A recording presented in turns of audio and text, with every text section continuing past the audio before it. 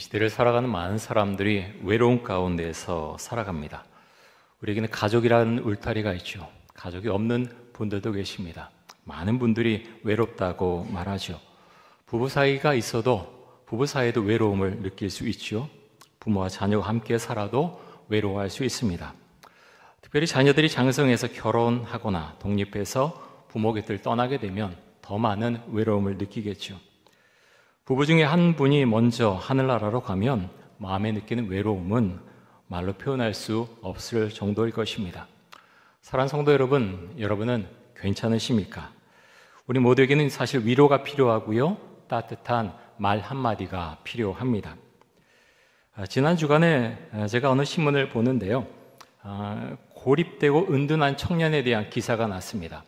우리나라에서 고립되고 은둔한 가운데 있는 청년들이 그 수가 약 51만 명이다 라는 통계를 봤습니다. 엄청나죠? 집 안에만 머물고 집 밖으로 나오지 않는다는 겁니다. 그런 청년들이 이게 정확한지 모르겠습니다. 어찌됐든 통계하는 것마다, 조사하는 것마다 조금씩은 다를 수 있지만 그만큼 엄청난 수의 청년들이 지금 집 안에서 집 밖으로 나오지 않고 있다는 거죠. 우울증과 공황장애가 온 청년들이 이만큼 많다는 겁니다.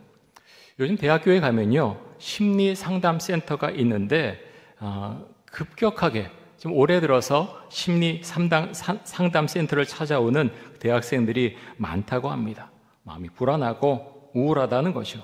심리상담센터를 찾아서 내 이야기를 하고 싶다는 겁니다. 누군가 내 이야기를 들어줬으면 하는 마음으로 심리상담센터를 찾아오는 거죠. 이런 사람들이 얼마나 외로운지요. 요즘 신문에 보셨습니까? 젊은 사람들 사이에서 반려돌이 유행하고 있습니다. 반려견이 아니고요, 반려묘가 아니라 강아지나 고양이가 아니라 돌입니다. 돌, 반려돌, 그것을 갖고 있다는 겁니다. 예쁜 돌을 골라서요, 거기 예쁜 눈도 붙이고 장식도 예쁘게 해서 집에 들어가면 바로 그 반려돌이 보일 수 있게 해서 집안에 들어오면 얘기하는 겁니다. 돌하고 오늘 하루 나 이랬어, 나 많이 오늘 이랬어, 이런저런 이야기를 그 돌과 한다는 거죠.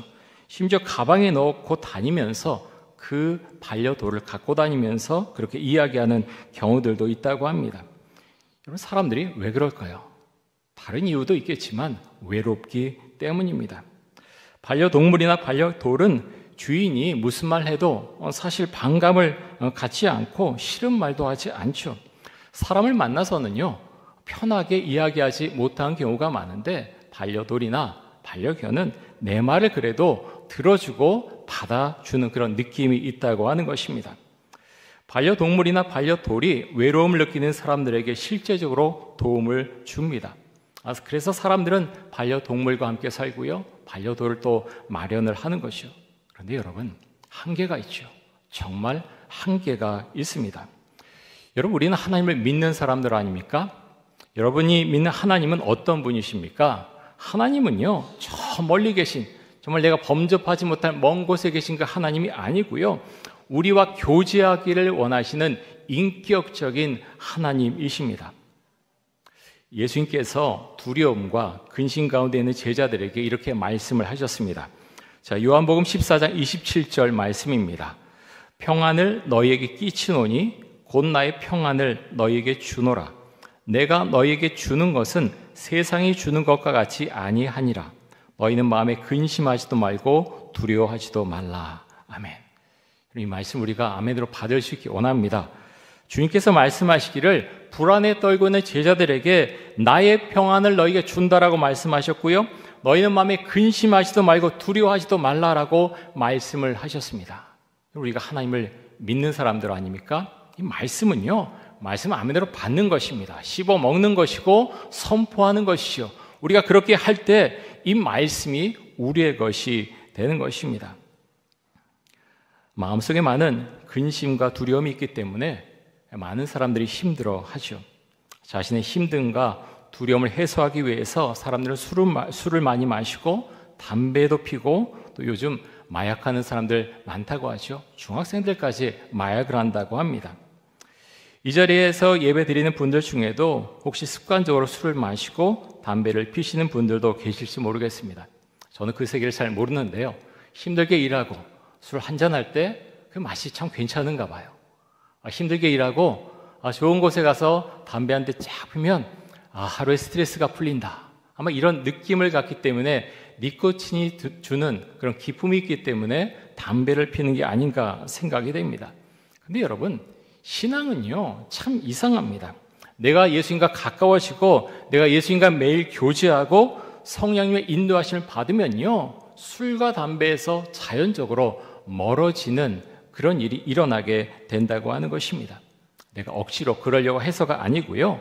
내가 주님과 매일 교제하면 성령님께서 술 맛이요, 예전에 그렇게 술 맛이 좋았는데 술 맛 떨어지게 해주신다는 거예요. 담배 피면 스트레스가 풀렸는데 담배 피면 그 맛이 너무 써서 피지 못하게 그렇게 주신다고 하는 것입니다. 술과 담배를 끊으려고 해도 잘 안 되시는 분들은요, 내가 하나님과 정말 인격적인 교제를 매일 나누고 있나 스스로에게 질문을 한번 해보시고요. 그리고 기도하실 수 있기를 바랍니다. 우리가 주님과 인격적인 교제를 나누게 되면 술과 담배와 마약에 더 이상 의존할 필요가 없는 것입니다.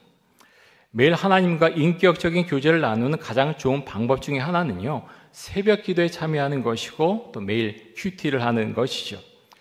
여러분, 오늘은 성령 강림 주일이고요, 또 청년 주일이기도 합니다. 오늘 청년들 만나면 좀 어깨도 한번 두들겨 주시고요, 많이 좀 격려의 이야기를 좀 해주시면 좋겠습니다. 뭐 결혼할 상대 없냐 그런 거 묻지 마시고요. 그런 거 묻지 마시고, 청년들이요 스트레스 굉장히 느낍니다. 너 직장 가졌냐? 그런 거 묻지 마세요. 청년들이 가끔 그런 얘기합니다. 목사님, 예배 오면요 어르신들이 자꾸 그런 얘기해요. 너 결혼 언제 하냐? 뭐 직장은 어디 잡았냐? 좋은데 그렇게 직장 잡고 이미 결혼했으면 괜찮은데요, 그렇지 않은 청년들은 어르신들은 한마디 하지만 그 한마디가 10분이 하면 10번 듣는 거거든요. 그것이 마음이 힘들어합니다. 그래서 그런 질문 하지 마시고요, 그냥 힘내고 잘 살라고 이렇게 격려해 주시면 참 좋겠습니다. 사랑하는 성도 여러분, 여러분은 성령 세례를 받으셨습니까? 여러분 요즘 성령 충만한 가운데서 살고 계십니까? 예수님이 부활하신 이후에 40일 동안 이 땅에 계셨지요. 유대 땅에 40일 동안 계시다가 하늘로 올라가셨는데요, 하늘로 올라가시기 전에 제자들에게 이렇게 말씀을 하셨습니다. 너희가 몇 날이 못되어 성령으로 세례를 받을 것이다. 너희가 몇 날이 못되어 성령으로 세례를 받을 것이다. 이렇게 말씀을 하셨죠. 그 말씀에 이어서 또 한 가지 주신 말씀이 이 말씀인데요, 사도행전 1장 8절 말씀 보겠습니다. 우리 말씀 같이 한번 읽습니다. 오직 성령이 임하시면 너희가 권능을 받고 예루살렘과 온 유대와 사마리아와 땅 끝까지 이르러 증인이 되리라 하시니라. 아멘.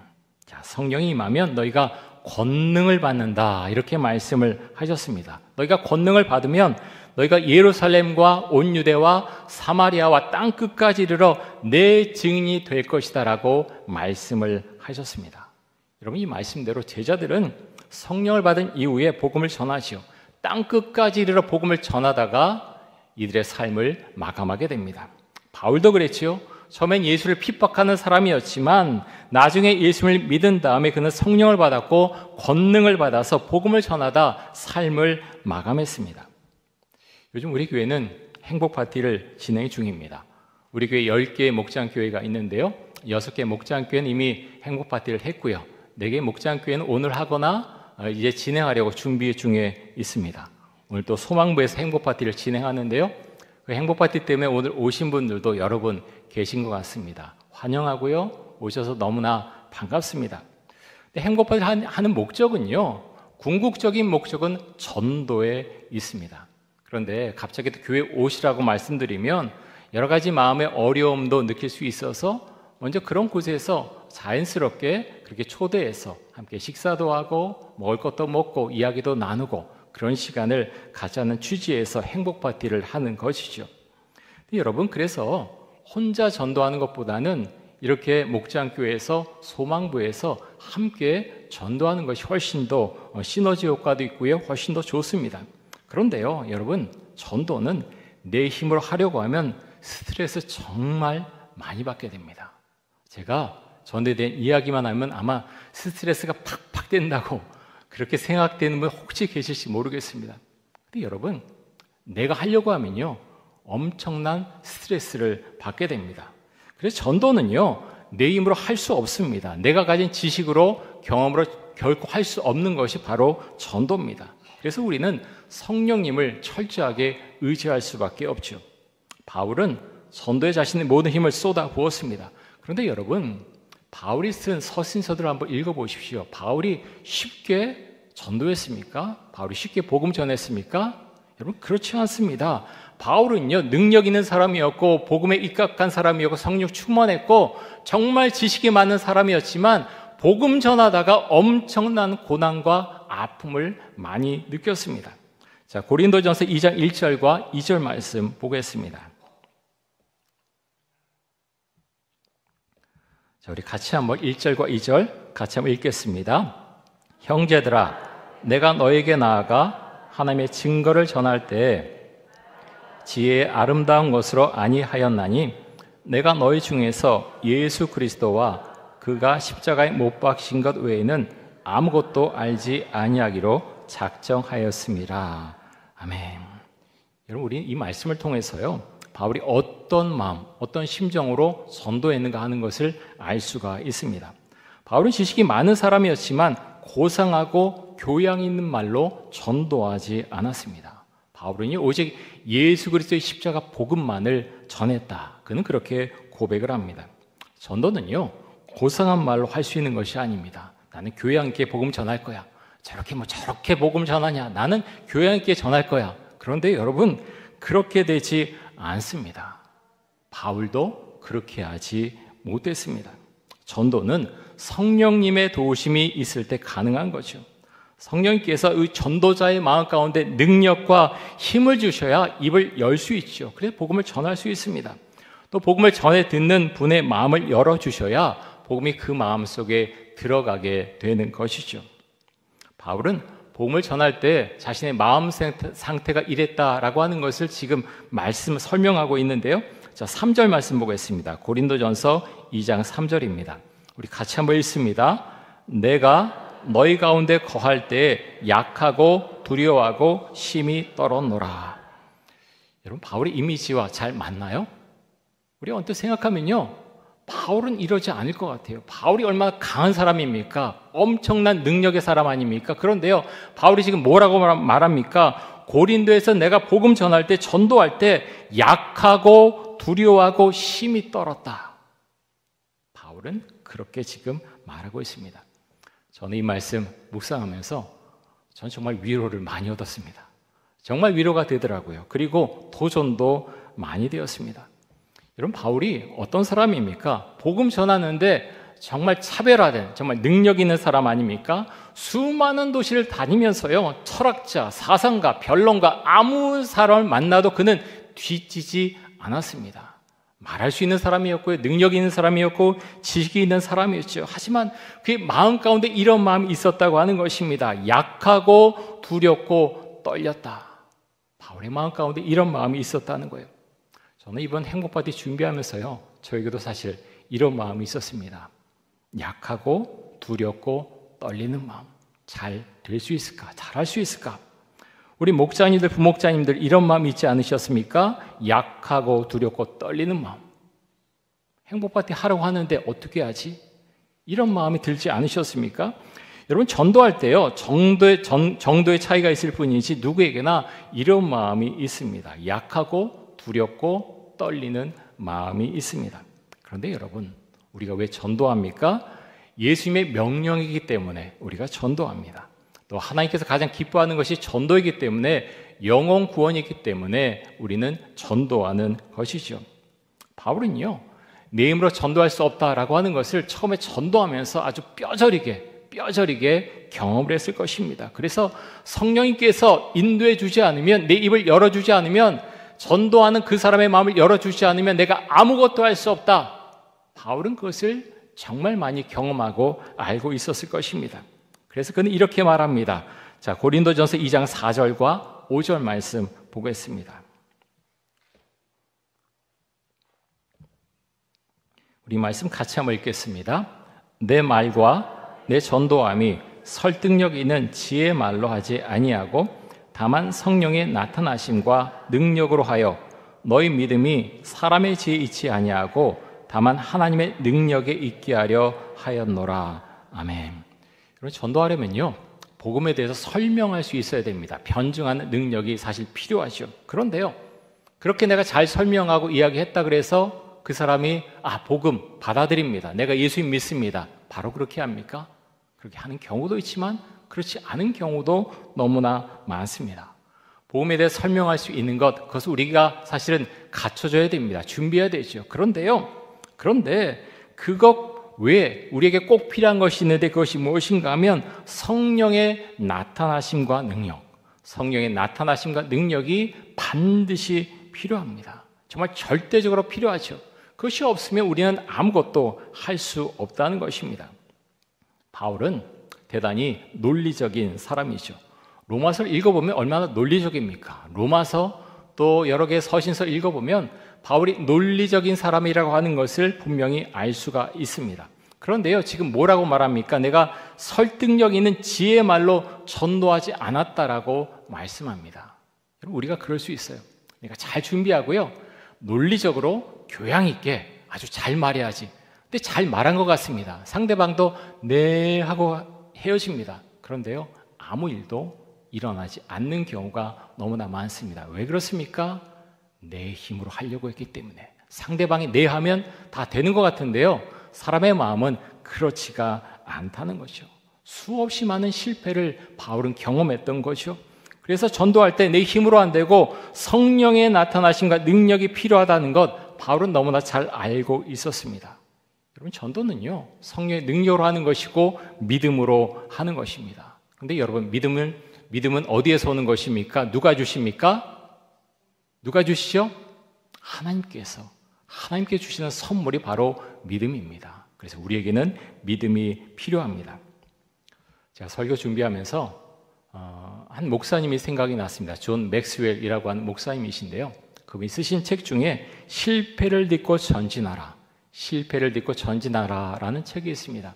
이분은 리더십 전문가입니다. 굉장히 달변가고 좋은 책들 많이 쓰셨죠. 그런데요, 리더십 전문가고 탁월한 달변가고 설교자인데 그가요, 엄청난 일을 겪어서 쓰러집니다. 넘어집니다. 아무도 예상치 못했던 일이죠. 그런데 그는 다시 일어섭니다. 어떻게 일어섭니까? 성령님께 완전히 부복해서 제가 잘못했습니다. 다시 은혜 가운데 그는 붙잡고 다시 일어납니다. 여러분, 바울도 똑같습니다. 바울은 얼마나 엄청난 복음의 사람입니까? 그런데요, 그는 엄청나게 많은 실패를 경험했다고 하는 것입니다. 바울이 유럽 땅에 처음 가서 복음 전한 곳이 빌립보라고 하는 곳인데요, 복음을 전했는데요, 억울한 누명을 쓰게 되죠. 그래서 매를 엄청나게 맞고 모욕감을 당하고 그리고 감옥에 갇히게 됩니다. 모든 것이 막힌 것 같죠. 내가 복음을 전하려고 했는데 아무 일도 사실 제대로 한 게 없는데 매도 맞고 또 감옥에 갇혔을 때 그 마음이 얼마나 답답했겠습니까? 그런데요, 하나님께서 열어가시는 길은 그렇지 않았다는 것이죠. 하나님께서는 그곳에서 감옥을 지키는 간수와 그의 가족에게 복음을 전할 수 있도록 길을 열어주셨습니다. 어떻게 바울과 실라가 간수와 그의 가족에게 복음을 전할 수 있었습니까? 바울과 실라는 감옥에 갇혔을 때요, 아이고 내 팔자야 라고 하지 않았습니다. 하나님께 기도하고 찬양했죠. 여러분, 말이 됩니까? 매 맞고 갇혔는데요, 하나님께 기도하고 찬양했습니다. 그런데 그렇게 하자 어떤 일이 일어났습니까? 큰 지진이 일어났고 감옥문이 열렸습니다. 간수는요, 죄수들이 모두 도망한 것을 알았지요. 그래서 자결하려고 했습니다. 하지만 바울이 막지요. 그래서 복음의 문이 열리게 됩니다. 간수의 마음이 열렸다고 하는 것이죠. 복음을 전하자 그가 받아들였고 그의 가족까지 전부 복음을 받아들이고 세례를 받게 되었습니다. 여러분, 이런 것을 통해서 우리는요, 복음 전하는 것 결코 쉽지 않다고 하는 것을 우리가 알게 됩니다. 나의 힘으로 복음 전하는 것 아니라고 하는 것도 알게 되죠. 복음을 전하는 데에는 바울이 그렇게 설명했던 것처럼 해산하는 수고가 필요합니다. 애를 낳아본 우리 여자분들 많이 계시죠? 애를 임신하고 있을 때 또 아이를 낳을 때 사실 얼마나 힘이 듭니까? 그런데 아이를 낳게 되면요, 그 고통이 다 잊혀진다고 하는 것입니다. 전도하는 것이 바로 이와 같다라고 바울은 설명하고 있습니다. 여러분 어떠십니까? 우리 이 세상 살아가면서요, 넘어지지 않으려고 하는데 그렇게 아둥바둥 되는데 넘어질 때가 상당히 많이 있습니다. 넘어질 때마다 두렵고 떨리죠. 내가 다시 일어날 수 있을까? 내 아이가 다시 일어날 수 있을까? 내 자녀가 다시 일어날 수 있을까? 생각하고 고민하고 두려워하게 됩니다. 우리 이런 마음을 잘 아시는 하나님께서 이사야 선지자를 통해서 이렇게 말씀을 하셨습니다. 이사야 40장 30절과 31절 말씀 제가 읽어드리겠습니다. 소년이라도 피곤하며 곤비하며 장정이라도 넘어지며 쓰러지되 오직 여호와를 앙망하는 자는 새 힘을 얻으리니 독수리가 날개치며 올라감 같을 것이요 다른 박질하여도 곤비하지 아니하겠고 걸어가도 피곤하지 아니하리로다. 자, 여러분, 세상 사람들 또 우리가 예수를 믿고 있지만 우리도 어떤 면에서 똑같습니다. 소년이라도 피곤하며 곤비하며 장정이라도 넘어지며 쓰러지되 이 한국 사회에 살아가는 거요, 만만치 않습니다. 쓰러지고 넘어지고 아둥바둥 정말 성실하게 열심히 했는데 나에게 돌아오는 것이 너무나 적을 때가 있죠. 그래서 쓰러지고 아파하고 힘들어합니다. 그런데 우리에게 31절 말씀이 참 중요하죠. 뭐라고 말씀합니까? 오직 여호와를 앙망하는 자는, 앙망한다고 하는 것은 바라본다는 것이요, 하나님을 바라볼 때 새 힘을 얻을 것이다 라고 말씀합니다. 독수리가 날개치며 올라감 같을 것이고 다른 박질하여도 곤비하지 아니하겠고 걸어가도 피곤하지 아니할 것이라고 하나님께서 말씀을 하십니다. 사랑하는 성도 여러분, 우리에게 이런 은혜가 있기를 간절히 원합니다. 하나님을 바라본다고 하는 것은요, 엄청난 것입니다. 많은 사람들이 하나님을 바라본다고 하지만 바라보지 않죠. 광야에서 이스라엘 백성들이 출애굽한 다음에 불뱀에 물리게 되죠. 하나님께 벌을 받습니다. 근데 하나님께서 어떤 처방을 내려주십니까? 노뱀을 만들게 하죠. 여러분, 노뱀이 뭐가 됐습니까? 아니, 아무것도 아니에요. 그런데 하나님께서 뭐라고 말씀하십니까? 노뱀을 쳐다본 자는 살리라라고 말씀합니다. 그 말씀처럼 노뱀을 쳐다본 자는요, 독이 다 없어지고 살아났습니다. 하지만 그게 뭐 하는 거야? 라고 하면서 쳐다보지 않은 자는 다 죽었지요. 똑같습니다. 여호와를 앙망하는 자, 바라보는 자, 믿는 자에게 내가 새 힘을 줄 것이다. 하나님은 우리에게 말씀하십니다. 여러분, 이 말씀대로 우리가 아멘으로 받아들이고요, 그 말씀 그대로 할 때 하나님께서 힘 주시고 은혜 주시겠다고 우리에게 말씀하셨습니다. 우리가 이 말씀을 누리면서 우리가 선포하면서 살아갈 수 있기를 원합니다. 자, 사도행전 1장 8절 말씀 다시 한번 보겠습니다. 사도행전 1장 8절 우리 같이 한번 읽겠습니다. 오직 성령이 너에게 임하시면 너희가 권능을 받고 예루살렘과 온 유대와 사마리아와 땅끝까지 이르러 내 증인이 되리라 하시니라. 아멘. 여러분, 우리는 예수 그리스도의 증인이죠. 예수 그리스도의 증인된 사람들을 가리켜서 그리스도인이라고 부릅니다. 예수를 믿는 사람들의 중요한 특징 중에 하나는요, 성령 세례를 받는 것입니다. 성령 세례를 받으셨습니까? 아직 받지 못한 분이 계시다면 예수님의 제자들처럼 기도하십시오. 절박한 마음을 가지고 기도했을 때 이들은 성령 세례를 받았습니다. 절박한 마음을 가지고 기도하며 주여 저에게 성령을 주옵소서라고 기도했을 때 성령님께서 여러분에게 임재하실 것입니다. 성령이 임하면 너희가 권능을 받을 것이고 땅 끝까지 이르러 예수 그리스도의 증인이 되리라고 말씀하셨습니다. 우리가 이 말씀대로 살아가는 참된 정말 능력 있는 그리스도인이 되기를 간절히 원하고 축복합니다. 우리 함께 기도하겠습니다. 이 시간 기도할 때 성령 세례를 받게 해주시고 권능을 가지고 복음을 전하게 하여 주옵소서. 성령의 나타나심과 능력이 우리의 삶을 통해 증거되게 하여 주옵소서. 나의 약함과 두려움을 내려놓고 성령님께 모든 것을 의지하게 하여 주옵소서. 우리 통성으로 함께 기도하겠습니다. 사랑해 주님, 감사합니다. 능력의 사람 바울도 복음을 전할 때는 두려워했고 떨었습니다. 하나님 아버지, 우리도 똑같은 마음을 갖습니다. 복음을 전해야 되는데 두렵고 떨립니다. 하나님 아버지, 이 세상 살아갈 때 우리는 수없이 넘어지고 아파하고 힘들어합니다. 하나님, 주를 바라보게 하여 주옵소서. 여호와를 앙망하는 자 새 힘을 얻을 것이라고 주님께서 말씀하셨습니다. 그 하나님을 우리가 바라보며 살아갈 수 있길 원합니다. 오늘 교회 처음 오신 분들도 있는데 주의 성령께서 임재하여 주옵소서.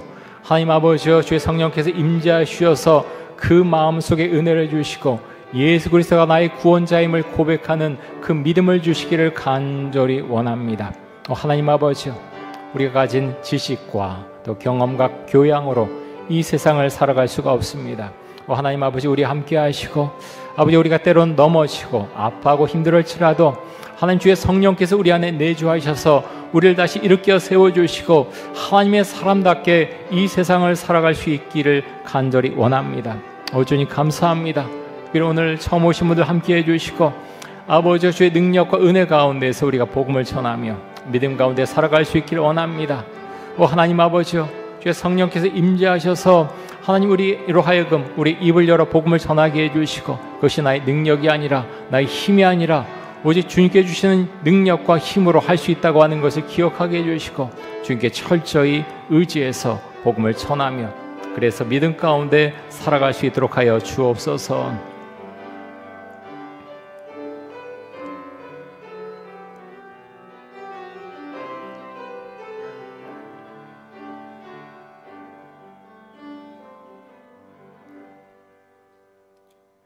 하나님 감사합니다. 오늘 성령 강림 주일입니다. 이 자리에 계신 분들 다 성령을 받을 수 있도록 하여 주옵소서. 성령 충만한 가운데 살게 해주시고, 우리의 능력으로는 전도할 수 없사오니 바울이 두렵고 떨리는 가운데서 복음을 전한 것처럼 우리도 그렇게 할 수 있기를 간절히 원합니다. 성령님께 철저하게 의지하도록 해주시고, 아버지여, 우리 능력에 대여 주셔서 복음을 전하게 해주시고 주를 믿는 기쁨과 은혜 가운데 이 세상을 살아갈 수 있도록 하여 주옵소서. 예수 그리스도 이름으로 기도드립니다. 아멘.